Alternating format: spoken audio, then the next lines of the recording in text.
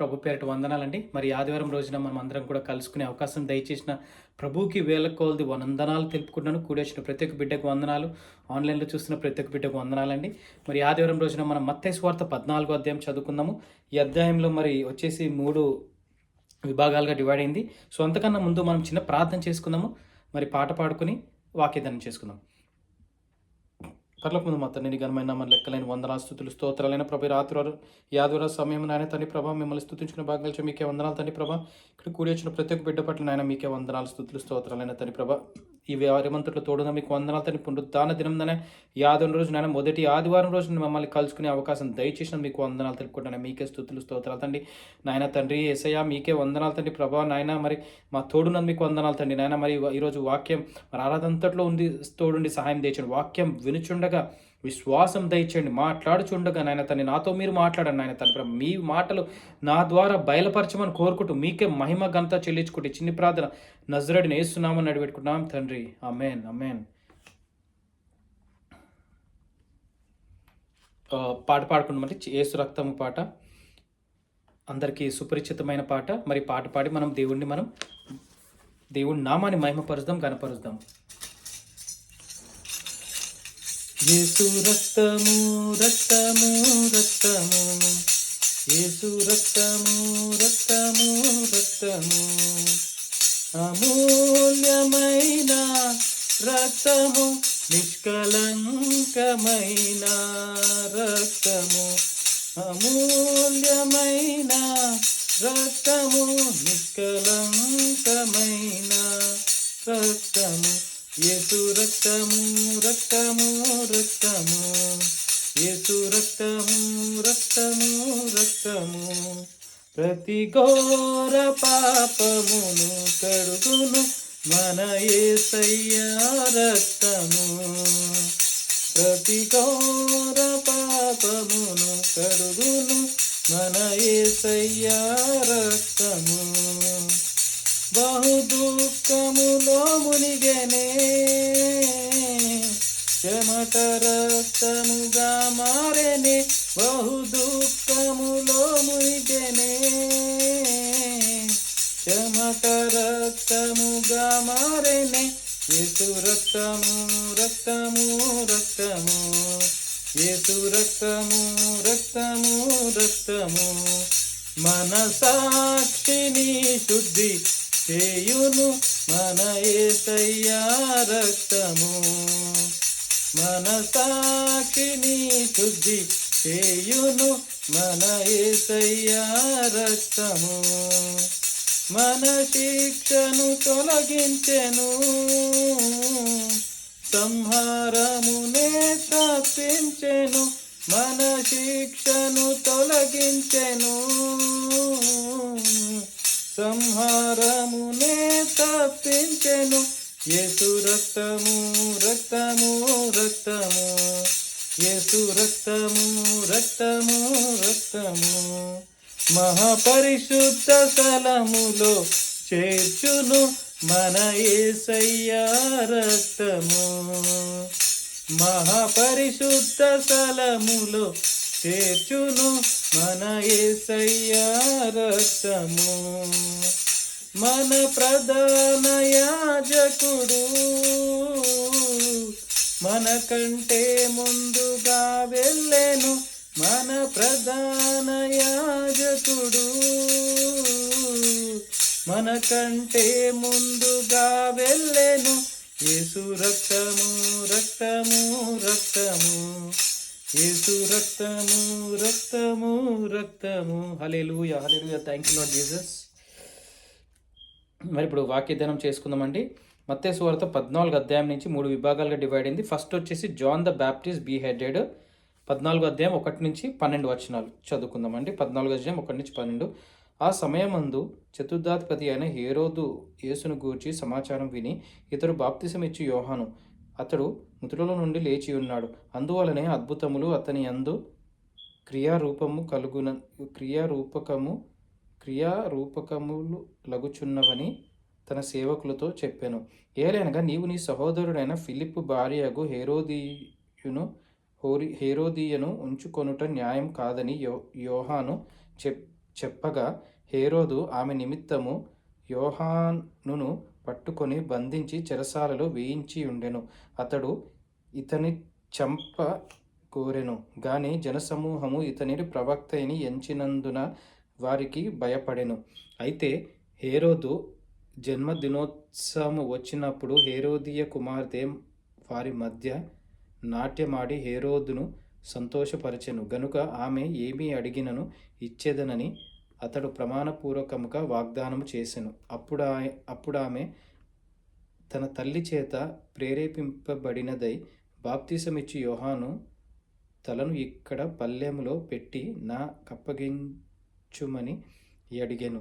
రాజు దుఃఖపడినను తాను చేసిన ప్రమాణము నిమిత్తమును తనతో కూడా భోజనమునకు కూర్చున్న వారి నిమిత్తమును ఈయనాజ్ఞాపించి బంట్రౌతును పంపి చెరసాలలో యోహాను తల గొట్టించెను.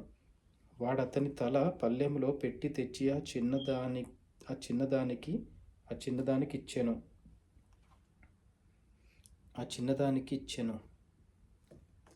ఆమె తన తల్లి యొద్దకు దాన్ని తీసుకొని వచ్చెను. అంతటా యోహాను శిష్యులు వచ్చి శవమును ఎత్తుకొని పోయి పాతిపెట్టి యేసునొద్దకు వచ్చి తెలియజెప్పిరి. ఆమెన్. సో ఇక్కడ మనము 1-12 వచనాలు చూసుకున్నట్లయితే జాన్ ద బ్యాప్టిస్ట్ బీహెడెడ్ అంటే హేరోద్ రాజు ఒక ప్రామిస్ ఇస్తాడు. మరి తన భార్య అయిన వాళ్ళ కూతురికి ఏంటంటే నాకు యోహాను తల కావాలని ఆమె ప్రమాణం చేస్తే ఈయన ప్రమాణం చేస్తాడు. సో చేసిన తర్వాత ప్రమాణాన్ని నిలబెట్టుకోవడానికి మరి యోహాను చెరసాలలో బంధించిన తర్వాత సో ఆయన తల తీసేసి పల్లెంలో తీసుకొచ్చిస్తారని మరి వాక్యం సెలవిస్తుంది. తర్వాత చూసుకున్నట్లయితే జీసస్ ఫీడ్స్ ద 5,000 మత్తయి సువార్త 14:13-21 చూసుకుందాము. యేసు ఆ సంగతి విని ధోని ఎక్కి అక్కడి నుండి అరణ్య ప్రదేశమునకు ఏకాంతముగా వెళ్ళెను. జను సమూహములు ఆ సంగతి విని పట్టణముల నుండి కాలినడకను ఆయన వెంట వెళ్ళిరి. ఆయన వచ్చి ఆ గొప్ప సమూహమును చూచి వారి మీద కనికరపడి వారిలో రోగులైన వారిని స్వస్థపరచెను. సాయంకాలం అయినప్పుడు శిష్యులు ఆయన యొద్దకు వచ్చి ఇది అరణ్య ప్రదేశము, ఇప్పటికే ప్రొద్దుపోయెను. ఈ జనులు గ్రామములలోనికి వెళ్ళి భోజన పదార్థములు కొనుక్కొనుటకై వారిని పంపివేయమని చెప్పిరి. యేసు వారు వెళ్ళనక్కరలేదు, మీరే వారికి భోజనము పెట్టుడని వారితో చెప్పగా వారు ఇక్కడ మన యొద్ద 5 రొట్టెలను 2 చేపలను తప్ప మరి ఏమీ లేదని ఆయనతో చెప్పిరి. అందుకాయన వాటిని నా యొద్దకు తేండని చెప్పి పచ్చిక మీద కూర్చుండుడని జనులకు ఆజ్ఞాపించి ఆ 5 రొట్టెలను 2 చేపలను పట్టుకొని ఆకాశము వైపు కన్నులెత్తి ఆశీర్వదించి ఆ రొట్టెలు విరిచి శిష్యులకిచ్చెను. శిష్యులు జనులకు వడ్డించిరి. వారందరూ తిని తృప్తి పొందిన తరువాత మిగిలిన ముక్కలు 12 గంపల నిండా ఎత్తిరి. స్త్రీలను పిల్లలను గాక తినిన వారు ఇంచుమించు 5,000 మంది పురుషులు. ఆమెన్. సో మనం జీసస్ ఫీడ్స్ ద 5,000. సో ప్రభు మరి అదే ఇట్లా యోహాను తల తీసేశారని విన్న తర్వాత ఆయన ఏకాంతంగా కొండపైకి వెళ్ళి ఆయన ఏకాంతముగా మళ్ళీ వెళ్ళాను. ఎందుకు వెళ్ళి ఉంటాడంటే ఆయన ప్రార్థన చేసుకోవడానికి వెళ్తాడు. తర్వాత జనసమూహం ఆ విషయం విని ఆయన వెంబడించిన తర్వాత ఇంకేమైందంటే ఆయన వెంబడించారు. సో ఆయన దగ్గరికి వచ్చిన తర్వాత ఇంకా సాయంకాలం అయ్యేటప్పటికి ఆయన ఏమైందంటే శిష్యులు ఆయన ఎందుకు వచ్చి ఇట్లా వీళ్ళందరూ వచ్చారండి, మరి జనసమూహం చాలామంది వచ్చారు, మరి ఏం చేద్దామంటే యేసు వాళ్ళని వెనక్కి పంపకండి అని చెప్పి వాళ్ళని అక్కడే కూర్చోబెట్టి 5 రొట్టెలు 2 చేపలు ఉంటే మరి దేవునికి కృతజ్ఞతాస్తుతులు చెల్లించుకుని ఆ 5 రొట్టెలు 2 చేపలు భోజనము మరి మల్టిప్లై అయినాయి. ఆ ఫుడ్ మల్టిప్లై అవ్వడం వల్ల 5,000 మందికి దేవుడు మరి జీసస్ మరి ఫీడ్ చేస్తాడని చెప్పి ఇక్కడ వాక్యం సెలవిచ్చింది.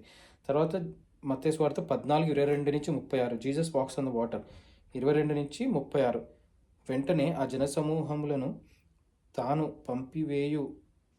పంపివేయునంతలో తన శిష్యులు ధోని ఎక్కి తనకంటే ముందుగా అద్దరికి వెళ్ళవలెనని ఆయన వారిని బలవంతము చేసెను. ఆయన జనసమూహములు పంపివేసి ప్రార్థన చేయుటకు ఏకాంతముగా కొండ ఎక్కి పోయి సాయంకాలం అయినప్పుడు ఒంటరిగా ఉండెను. అప్పటికా దోణి దరికి దూరమున గుండగా గాలి ఎదురైనందున అలల వలన కొట్టబడుచుండెను. రాత్రి 4వ జామున ఆయన సముద్రము మీద నడుచుచు వారి యొద్దకు వచ్చెను. ఆయన సముద్రము మీద నడుచుట శిష్యులు చూచి తొందరపడి భూతమని చెప్పుకొని భయము చేత కేకలు వేసిరి. వెంటనే యేసు ధైర్యము తెచ్చుకొనుడి, నేనే నేనే భయపడకుడని వారితో చెప్పగా, పేతురు, ప్రభువా, నీవే అయితే నీళ్ల మీద నడిచి నీ యొద్దకు వచ్చుటకు నాకు సెలవిమ్మని ఆయనతో అనెను. ఆయన రమ్మనగానే పేతురు దోణి దిగి యేసునొద్దకు వెళ్ళుటకు నీళ్ల మీద నడిచెను. గాని గాలిని చూచి భయపడి మునిగిపోసాగెను. ప్రభువా, నన్ను రక్షించుమని కేకలు వేసెను. వెంటనే యేసు చెయ్యి చాపి అతని పట్టుకొని, అల్పవిశ్వాసి, ఎందుకు సందేహపడితివని అతనితో చెప్పాను. వారు దోణి ఎక్కినప్పుడు గాలి అణిగెను. అంతటా దోణిలోనున్నవారు వచ్చి, నీవు నిజముగా దేవుని కుమారుడు అని చెప్పి ఆయనకు మ్రొక్కిరి.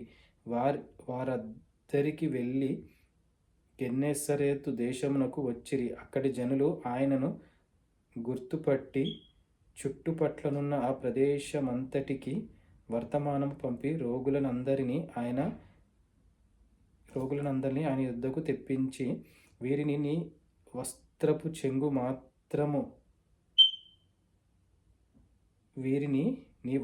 చెంగు మాత్రము ముట్టనిమ్మని ఆయనను వేడుకొని, ముట్టిన వారందరూ స్వస్థత నొందిరి. ఆమెన్, ఆమెన్, హల్లెలూయా. మరి ఇప్పుడు ఈ 3 విభాగాలుగా డివైడ్ అయింది. లాస్ట్ది Jesus walks on the water. మరి ఇక్కడ ఏంటంటే మనం చూసుకున్నట్లయితే యేసు ప్రభు మరి జనసమూహంను పంపించేసిన తర్వాత మరి అక్కడ వాళ్ళు సముద్ర తీరాన మరి ప్రయాణం చేసి వెళ్తుండగా శిష్యులు మరి యేసు మరి దూరం నుంచి తెల్లవారుజామున 4 గంటలకి వాళ్ళు దోణికి వెళ్ళిపోతున్నారు శిష్యులు. కానీ గాలి విసురుట చూసి దాని తర్వాత యేసు 4 గంటలకి వాటర్ మీద నడుచుకుంటూ వీళ్ళ దగ్గరకు వస్తుంటే భయపడకుండా నేనే అని వాళ్ళకి ధైర్యం చెప్పి, తర్వాత ప్రభువా, నేను కూడా మీలాగా నేను నీళ్ళ మీద నడవచ్చా అంటే మరి పేతుర్ని రమ్మనగానే పేతురు ఎప్పుడైతే యేసుని చూస్తూ నడిచాడో వాటర్ మీద నిలబడ్డాడు. ఎప్పుడైతే ఇట్లా సైడ్కి చూసాడంటే సైడ్ డైవర్షన్ ఫ్రమ్ గాడ్స్, దేవుని చూడకుండా పక్కకు అలా చూసాడు, మునిగిపోసాగాడు. దేవుడు చేయించి. సో మనం ఇక్కడ ఏం నేర్చుకోవాలంటే మన గురి ఎప్పుడు యేసు ప్రభు మీద ఉండాలండి. మన నడక, మన ప్రతి అణువు మనం యేసు ప్రభుని తలంచుకుని ముందుకెళ్ళాలి. అప్పుడే మనం స్ట్రైట్గా నడవగలుగుతాము. లేదంటే మనం తప్పిపోతాము, పడిపోతామని వాక్యం సెలవిస్తుంది. ఎందుకంటే మనం ఈ లోకంలో ఉన్నంత వరకు మనకి కష్టాలు, బాధలు, ఇబ్బందులు, అన్ని విధమైన రకాలైన కష్టాలు ఉంటాయండి. కానీ దాన్ని ఎదుర్కోవాలంటే యేసు ద్వారానే మనకి జరుగుతుంది. మరి ఇక్కడ కూడా లాస్ట్ వర్షం చూసుకున్నట్లయితే, అతని వస్త్రపు చెంగు ముట్టుకుంటే చాలు స్వస్థత నొందిరి. అంటే యేసు ప్రభు వస్త్రపు చెంగుని జస్ట్ ఇట్లా ఆయన అంటే వాళ్ళ విశ్వాసం అంత బలంగా ఉందంటే నేను వస్త్ర చెంగుని పట్టుకుంటే చాలు నాకు స్వస్థత వస్తుంది అన్న విధంగా మరి వాళ్ళు ఉన్నారండి. మరి అందరు ఉన్నారు. సో ఆ విషయానికి దేవుడికి మహిమ చెల్లును గాక, దేవునికి మహిమకంతా చెల్లించుకుంటానండి.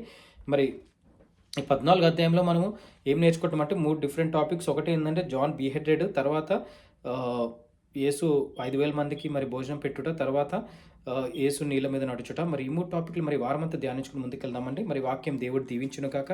పరలోకమందు మా తండ్రిని ఘనమైన నామం లెక్కలేని వందనాలు, స్తుతులు, స్తోత్రాలైన ప్రభా నాయన తండ్రి, ఈ ఉదయకాల సమయం మంది మిమ్మల్ని స్తుతించుకున్న బాగా కలిసి మీకే వందనాలు తండ్రి. ప్రభా నాయన తండ్రి, ఇక్కడ కోటేశ్వర ప్రత్యేక బిడ్డ పట్ల మీకు వందనాలు తండ్రి. మరి యోహాను నాయన మరి మత్తయి సువార్త నాయన 14వ అధ్యాయం చదివాం తండ్రి. అధ్యాయం ఏర్మించుకుని మీరే మాకు సాయం తెచ్చారు. 3 డిఫరెంట్ టాపిక్స్ చూపించారు. మీకు వందనాలు తండ్రి. నాయన మీ గురి మీ వైపు ఉంచుకొని మేము నడిచే కృపంచో కోరుకున్నాను. ఈ వారమంతా నాయన మేము తినే ప్రతి ఫుడ్ కూడా చేసే ప్రతి పనులు మీకు కృతజ్ఞత స్తుతులు చెల్లించుకుని మరి ముందుకెళ్ళే కృపంచో కోరుకుంటాను. తండ్రి ప్రభావ మీకే వందనాలు తెలుపుకున్నాను. నాయన మేము సేవ చేస్తుండగా సేవలు ఎన్నో ఇబ్బందులు కలగచ్చు, మమ్మల్ని ఎంతోమంది ఇబ్బంది పెట్టచ్చు, బాధ పెట్టచ్చు, మాటల ద్వారా సూటిపడి ఏదో విధమైన మాటలు అన్నీ కూడా నాయన యేసునామను లయపరుచుతున్నాను. మీకు వందనాలు తండ్రి. మీకు మహిమకంతా చెల్లించుకుంటూ నాయన ప్రతి ఒక్క బిడ్డకు మీ మెండైన దీవెనలు దయచేయమని కోరుకుంటే చిన్ని ప్రార్థన నజరేయుడైన యేసునామమున అడిగి పెట్టుకున్నాం తండ్రి. ఆమేన్. అందరికీ షలోమ్ అండి. Have a great day. Thank you.